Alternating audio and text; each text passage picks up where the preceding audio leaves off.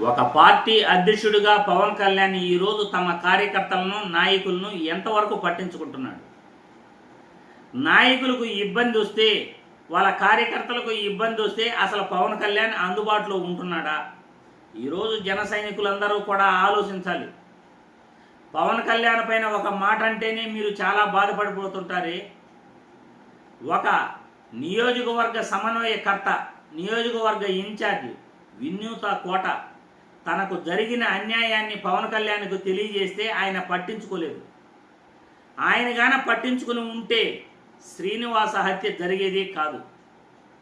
వినూతన కోట తన బెడ్రూమ్లో రహస్య సీసీ కెమెరాలు ఏర్పాటు చేసి తెలుగుదేశం పార్టీ కాళహస్తి ఎమ్మెల్యే బొద్దల సుధీర్ రెడ్డి వీడియోలు తీయించాడు.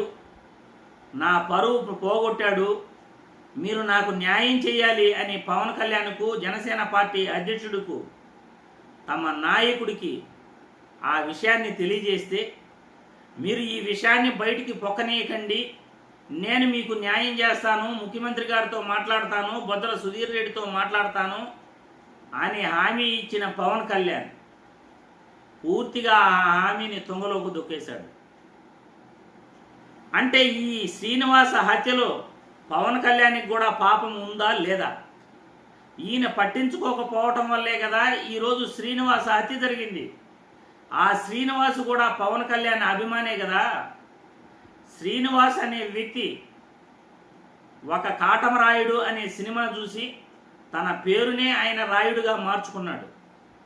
అటువంటి అభిమాని ఎలాగైనా పవన్ కళ్యాణ్ కలవాలి అనే ఉద్దేశంతో నియోజకవర్గ ఇన్ఛార్జ్ అయినటువంటి కాళహస్తి నియోజకవర్గ ఇన్ఛార్జ్ అయినటువంటి వినూతన కోట దగ్గర వ్యక్తిగత డ్రైవర్గా తక్కువ జీతానికి ఆయన పనిచేస్తూ ఒక జనసేన పార్టీ కార్యకర్తగానే ఆయన పేరు కోసం పవన్ కళ్యాణ్ని కలిసేందుకే ఆయన అక్కడ పనిచేయటం జరిగింది.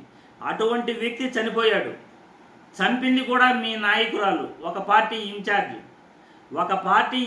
ఒక నియోజకవర్గ సమన్వయకర్తకే మీరు ఒక పార్టీ అధ్యక్షుడిగా న్యాయం చేయలేకపోతే, అధికారంలో ఉండి కూడా మీరు మీ పార్టీలో జరిగిన నాయకులకు, కార్యకర్తలకు మీరు అండగా లేకపోతే ఇక మీరు నాయకుడిగా ఎలా పనికొస్తారు? నాయకుడిగా ఎలా మిమ్మల్ని చెప్పుకోవాలి అని నేను ఈ వీడియో ద్వారా పవన్ కళ్యాణ్ను ప్రశ్నిస్తున్నాను. జనసేన నాయకులందరూ కూడా మీరు గుండెలపైన చేసుకుని చెప్పండి, మీ నాయకుడు మీకు అందుబాటులో ఉంటున్నాడా? మీ నాయకుడు ఈ 175 ఏపీలో నియోజకవర్గాలలో మిమ్మల్ని ఒక గౌరవమైన స్థానంలో మిమ్మల్ని నిలబెట్టగలడా? మీకు ఈరోజు కాకపోయినా భవిష్యత్తులో మీ నాయకుడు మీకు న్యాయం చేయగలడు అని మీరు నమ్ముతున్నారా? గత 10 సంవత్సరాలలో మిమ్మల్ని ఏ రోజైనా మీ నాయకుడు పట్టించుకుని మీ భుజం తడుతూ మీ వెంట ఎప్పుడైనా మీకు కష్టం వస్తే నిలబడ్డాడా? ఈరోజు రాష్ట్రంలో జన సైనికుల పరిస్థితి ఎలా ఉంది అంటే, వాళ్ళకి ఏం జరిగినా నాయకుడైతే పట్టించుకోడు. ఖచ్చితంగా పవన్ కళ్యాణ్ పట్టించుకునే స్థితిలో కూడా లేడు. పొరపాటున ఈరోజు వినూతన కోట జైలు పాలైంది. రేపు మీకే ఆ కష్టం రావచ్చు. రేపు మీకు ఆ కష్టం వస్తే మీ పార్టీ అధ్యక్షుడు మిమ్మల్ని కాపాడలేడు.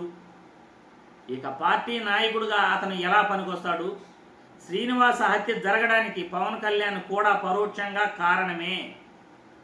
ఇటువంటి పార్టీ నాయకుడిగా చెప్పుకునే పవన్ కళ్యాణ్ ఒక పార్టీ అధ్యక్షుడిగా అసలు పనికి రాడు అని నేను ఈ వీడియో ద్వారా క్లియర్గా తెలియజేస్తున్నాను.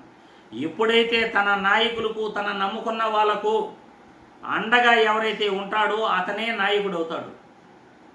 నాయకులకు, కార్యకర్తలకు మార్గదర్శకంగా ఎవరైతే ఉంటారో అతనే నాయకుడు అవుతాడు అని నేను ఈ వీడియో ద్వారా తెలియజేస్తున్నాను. జై హింద్.